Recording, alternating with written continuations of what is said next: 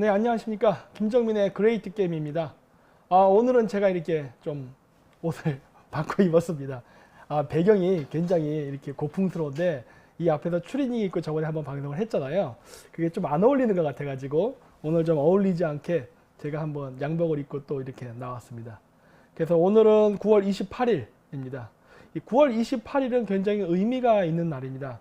혹시 여러분들 잘 기억하실지 모르겠지만은 어제 일단 서울시청 구서울시청에 재미있는 사진이 걸렸죠. 여기 보시면은 뭐라고 써있냐, 한반도의 운명을 바꾼 남북 정상회담, 서울시도 함께합니다 해가지고 이렇게 문재인 대통령하고 김정은이가 같이 이렇게 사진을 찍은 걸 크게 걸어놓은 그런 포스터, 하여튼 사진이 있었습니다. 근데 이 9월 28일은요 어떠한 일이 역사적으로 있었느냐 하면은 2차 서울 전투라고 해가지고 우리가 서울을 수복했던 해입니다. 날입니다. 그래서 메가더 장군이 인천 상륙 작전을 9월 15일 날 해가지고 인천 탈환하고 서울 탈환하고 해가지고 최종적으로 공식적으로 서울을 탈환한 게 9월 28일, 즉 오늘이거든요. 근데 이게 어떻게 보면 아이러니할 줄 모르게도 서울을 탈환했던 그 기념일이 되는 날에 이 좌파 쪽 사람들이 문재인, 김정은과 함께 이렇게 찍은 사진을 올렸다는 것은 무엇을 의미할까 하는 생각을 많이 해봤어요. 왜냐면 사실 이게 우리 대한민국 국민 입장에서는 굉장히 의미가 깊은 날인데 저들은 이거를 갖다가 인천 상륙작전을 오히려 부정하는 건지 왜 이런 식의 그런 사진을 붙였는지 저는 좀 이해가 안 됩니다. 그래서 오늘 방송을 하기 전에 서두에 이런 이야기를 꺼내봤습니다. 그래서 오늘 제가 말하고자 하는 내용은요, 사대적 관계와 동맹 관계의 차이점이라는 것에 대해서 한번 얘기해 보도록 하겠습니다. 이 사대주의란 말을 많이 들어요. 이 사대주의란 말은 좌우 양쪽 진영에서 다 씁니다. 뭐 좌파들은 우파 사람들한테 친미파, 뭐 미국의 개, 뭐 이런 식으로 얘기하고, 우리는 저쪽 사람들한테 친중파, 종북 세력, 뭐 이런 식으로 하면서 서로 상대방을 비난하죠. 근데 여기서 이야기하는 우리가 뭐 제국주의자의 뭐 개라는 소리를 하든 아니면은 뭐 종북주의자, 친중주의자 이런 말을 할 때 밑에 전제 조건은 뭐냐? 한국이 밑에 있다예요. 그리고 우리가 어떤 추종한다는 세력, 국가가 우리보다 위에 있다라는 의미로서 이 말을 쓰게 되는데, 그러면은 4대 관계와 동맹 관계의 차이점은 어떻게 구별할 수 있을까 하는 거예요. 미국하고 한국을 우리는 동맹 관계라고 얘기하지만은 저쪽 좌파 세력들은 그게 제국주의적 관계라는 얘기를 많이 쓰잖아요. 그러면 그거를 어떻게 구별할 수 있을까 하는 거예요. 쉽게 얘기해서 일반 우리가 생활에서 쓰는 말로 하면 연애와 불륜의 차이가 무엇인가, 이거랑 똑같다고 볼 수 있는 거예요. 4대주의 관계 아니면 동맹의 관계 차이점은 무엇일까? 오늘은 그것에 대해서 한번 보도록 하겠습니다. 자, 이 이야기를 하기 전에 지금으로부터 약 1500년 전에 있었던 사건을 먼저 되돌아봐야 된다 봅니다. 6세기에 큰 사건이 있었죠. 뭐 다 아실 겁니다. 삼국통일이 있었어요. 고구려백제 신라, 물론 이제 가야까지 해서 사국까지라도 볼 수 있는데, 이 나라들이 차례차례 없어지면서 통일신라를 중심으로 해서 하나로 뭉쳐진 사건이 있었죠. 이제 이거에 대해서도 이제 많은 비판적 시각인데 저는 좀 시각이 달라요. 왜냐면 제가 중앙아시아에서 고대사를 연구하면서 고대사에서 제가 발견한 새로운 것들이 많았거든요. 그러면서 제 역사관이라든가 고대사에 대한 입장이 많이 변하게 됐는데, 그 부분은 제가 다음 주에 한번 역사관의 정립이라는 코너를 만들어서 하고, 오늘은 일단 일반적인 사건들만 나열을 하도록 하겠습니다. 이거는 뭐냐면은 여기 신라 통일이 일본에 끼친 큰 영향에서 나오는데, 여기에 보면 이제 신무천왕이라는 사람이 나옵니다. 신무천왕이 누구냐면은 사이메의 여왕, 그러니까 백제가 멸망하던 당시에 있었던 천왕이 사이메라는 제명여왕, 제명천왕인데 여자입니다. 여자였는데 두 명의 황태자가 있었어요. 한 명이 신무천왕이 되는 사람, 한 사람이 천무천왕, 그다음 천지천왕, 두 사람이 있었는데, 천지천왕이 전 자꾸 일본 발음을 하는데 제명천왕의 유지를 받들어서 친백제계 정권을 수립하고 신라와 적대적 관계에 있었는데, 나중에 천지천왕이 죽고 나서 잠깐 헷갈리는데, 잠깐만요. 그쵸, 천지천왕 맞구나. 천지천왕이 죽고 나서 텐무천황, 그러니까 천무천황이 되면서 이게 이제 그 친신라 정권으로 바뀌게 됩니다.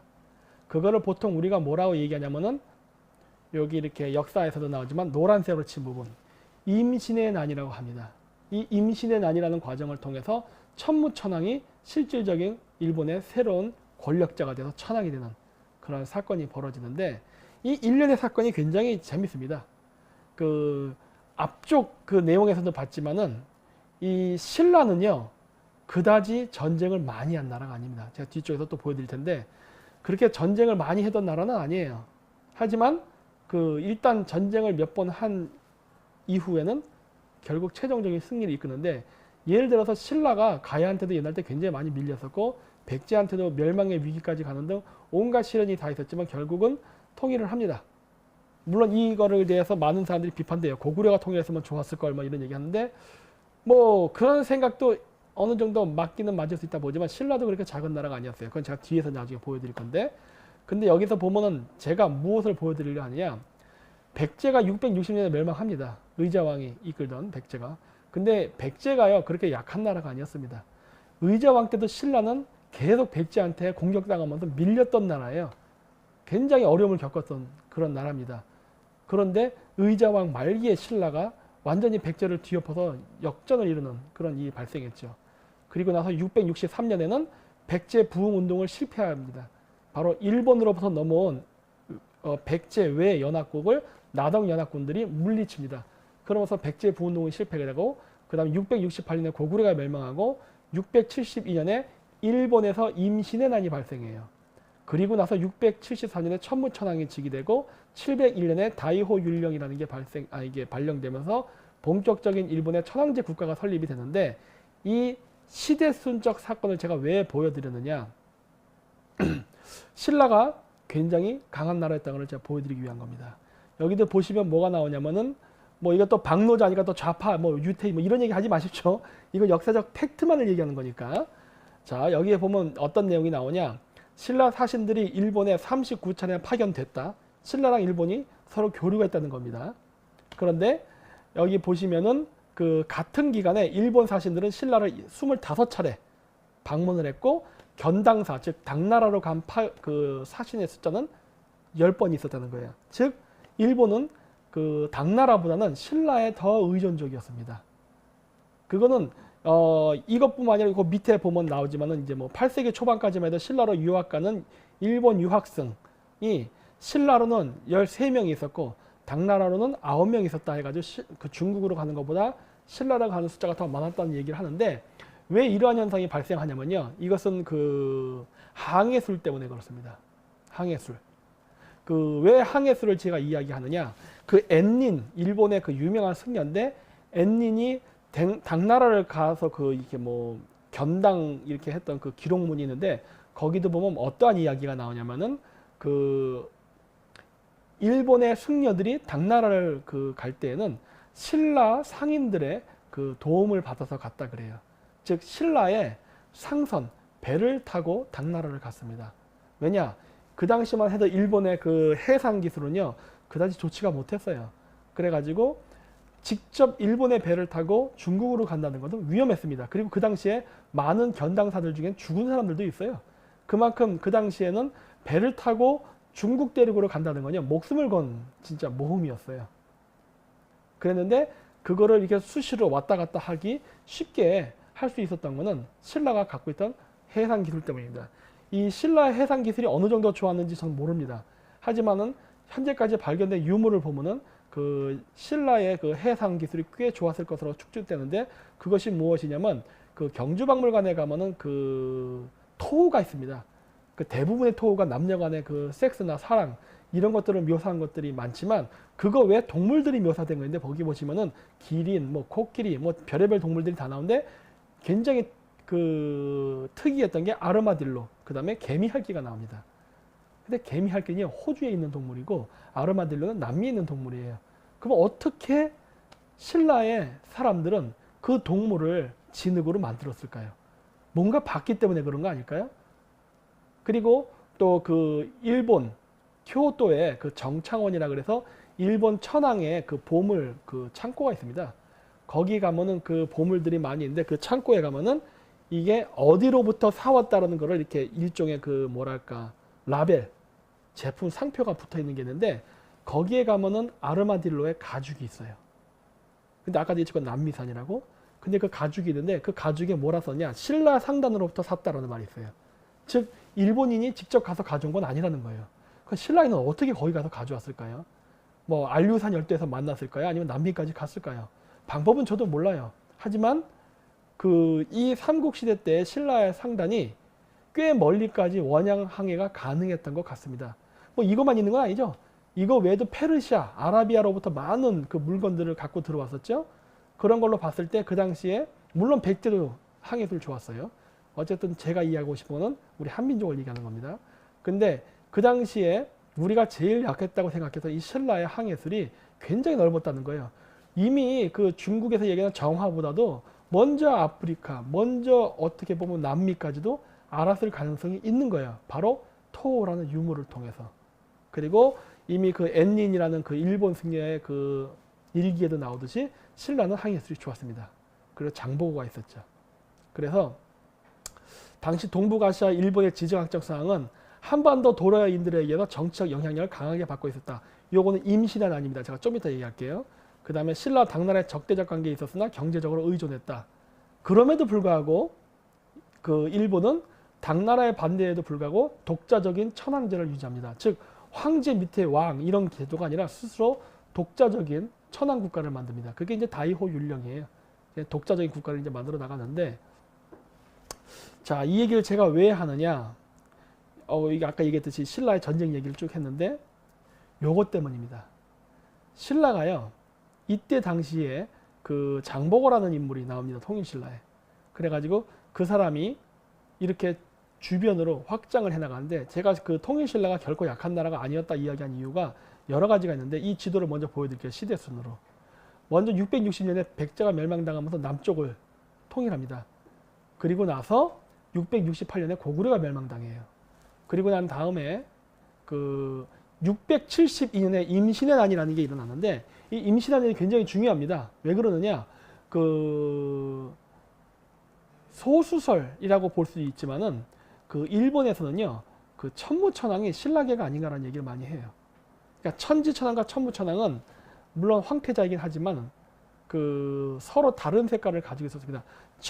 천지천왕은 친백제기였지만 천무천왕은 친신라기였습니다. 이게 그 한반도에서 신라를 중심으로 그 삼국이 통일이 되고 나서 일본에 넘어갔던 많은 고구려계, 백제계, 신라계의 왕족과 귀족들이 사분오열돼서 이렇게 열국을 이루고 있었는데, 그 열국을 최종적으로 통일하고 패자가 된 그 오늘날의 천황가를 이루게 된 게 이 임신에 나간다고 밀접한 관계가 있거든요. 근데 이게 671년의 임신아닌데, 저는 이걸 어떻게 보냐면은 제 개인적으로 어떻게 해석하느냐면은 이것이 바로 고대판 그 신라, 즉 한국의 외교적 마사지가 아니었나라고 저는 봅니다. 왜 그러냐면요, 이게 신라 영향을 강하게 받았어요. 신라 영향을 강하게 받으면서 친백제계 그 귀족들을 일본 조정에서 몰아내고 친신라계가 정권을 잡으면서 그 대륙의 신라 세력과 그 다음에 일본 열도의 그 일본 세력이 다시 국가 관계를, 외교 관계를 회복하게 되는 그런 계기가 된 게 임신왜란이었거든요. 그리고 나서 675년에 그 매초성 혹은 매소성이라고 하는데, 이 전투에서 신라가 당나라 해군을 격파하고 여기서도 당나라 해군이 아주 박살이 났습니다. 그러니까 신라가 항해술이 좋았다는 걸 여기서 알 수 있죠. 그리고 이제 당나라 군대가 이 군량미라든가 이런 여러 가지 보급에 큰 차질이 생기면서 전쟁에 져요. 그러면서 결국 당나라의 그러한 영향력도 사라지면서 완벽하게 이제 독자적인 국가를 이제 구축하게 되는 일을 이루게 되는데, 그 이후에 장보고가 나타나가지고 이 지역에 그 강력한 해상 왕국을 건설하죠. 이게 어떤 사람들은 뭐 여러 가지 다양한 의견이 있는데, 저는 이 그 뭐랄까 양자강 유역에 있었던 그 신라방이나 신라선은요, 원래 신라 땅이 아니었는가 하는 생각도 많이 해요. 그 얘기는 제가 예전에 그 제 유튜브에 보면은 그 광개토대왕 비문 뭐 어쩌고 이렇게 제목 나가는 게인데, 거기를 한번 보시기 바랍니다. 왜 그러냐면 삼국사기에 기록되어 있는 일식의 관측 그 연월이 나오거든요. 연월일 날짜가. 근데 이 날짜를 컴퓨터에 넣고 시뮬레이션을 돌리면요, 한반도에서 볼 수 없는 위치예요. 그 일식의 위치를. 왜냐? 그 일식이란 거는 그 지구와 달과 태양이 일직선으로 딱 되면 달의 그림자가 지구에 들어와 가지고 이제 어둡게 일시적인 현상이 나타나는 것인데, 이 일식 현상은요, 지구의 특정 지역에만 나타납니다. 왜냐면 달의 그림자가 지구 전체를 덮지 못하기 때문에. 특정 지역에만 그런 그림자가 발생하는데 그 가운데가 완전 일식, 그 약간 주변이 부분 일식으로 보이게 되는 거예요. 그렇게 보이는 현상이 일어나는데, 그거를 봤다고 기록된 삼국사기의 기록을 보면요, 그게 전부 다 양자강 유역입니다. 신라를 기준으로만 얘기한 거예요. 신라를 기준으로. 근데 그 지역이 공교롭게도 신라방의 위치, 즉 양자강 위치예요. 지금의 상하이, 수저우, 항저우 있는 이 위치. 그래서 어쩌면 전 신라가 대륙 쪽에도 진출해 있지 않았나 싶은 거예요.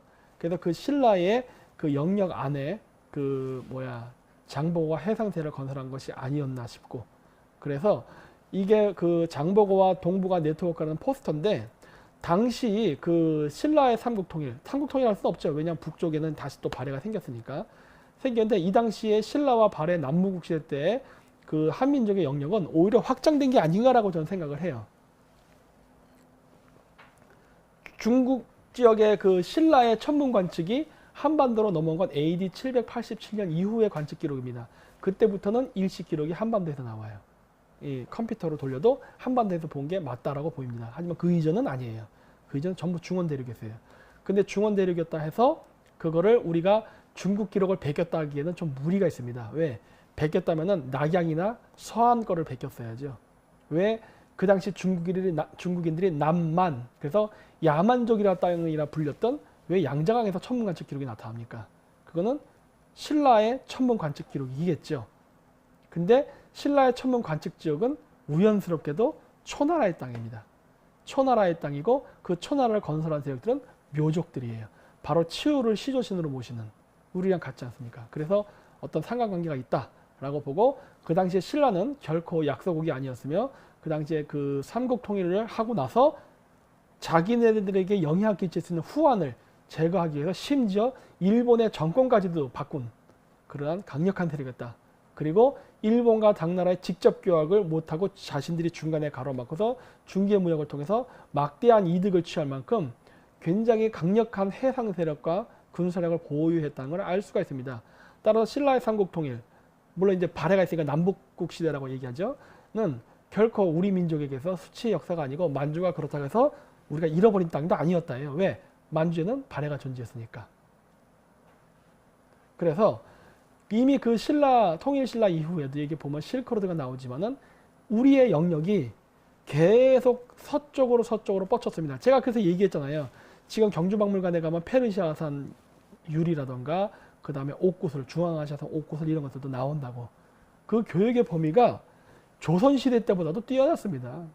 아라비아, 로마, 그리고 추정적이지만은 어쨌든 토를 기준으로 봤을 때는 호주와 남미까지도 교역로가 있었을 가능성이 있어요. 그 정도로 굉장히 우리가 강력하게 넓게 세력을 펼쳤던, 어떻게 보면 전성시대였다라고도 볼 수 있습니다. 자, 근데 이제 그러한 우리가 갖고 있던 찬란한 역사가 점차 잊혀지면서 우리나라가 오늘날은 굉장히 조그만 나라가 됐죠. 물론 우리가 대한민국 하면은 뭐 한반도 전체를 우리의 영향으로 본다 하지만 실질적으로 행정력이 미치는 것은 남한뿐입니다. 우리의 역사상 정말 가장 작은 영토로 축소가 돼버린 거예요. 그런데 우리는요, 역사적으로 중국인하고 싸워서 전쟁에 져본 적이 없습니다. 우리는 징기스칸 같은 진짜 세계를 제패했던 어마어마하게 강력했던 나라, 이런 애들한테도 심지어 우리는 거의 100년에 가깝게 싸웠어요. 우리는 그냥 한 번에 항복한 적이 없는 나라예요. 그리고 우리는 그 북방민족한테 싸워서 진 거지 한족하고 싸워서 진 적은 없어요. 당나라와의 전투, 그 고구려와 그서는 요즘 최근에 안시성이라는 영화도 나오고 했지만은, 그것도 당나라가 어떻게 중국인입니까? 선비족이지, 투르크 계열에. 우리는 절대 한족하고 싸워서 져본 적도 없고, 우리는 고개를 숙여 본 적도 없습니다. 우리가 고개를 숙였던 유일한 사례가 바로 조선시대뿐이에요. 우린 조선시대 이전까지는 전혀 그렇지 않고, 우리는 황제라는 독자적인 우린 시스템을 갖고 우린 독립국가였어요. 그랬는데 오늘날 소위 민주 세력이라고 이야기하는 이 좌파 사람들의 친중 사대는요 너무 심합니다.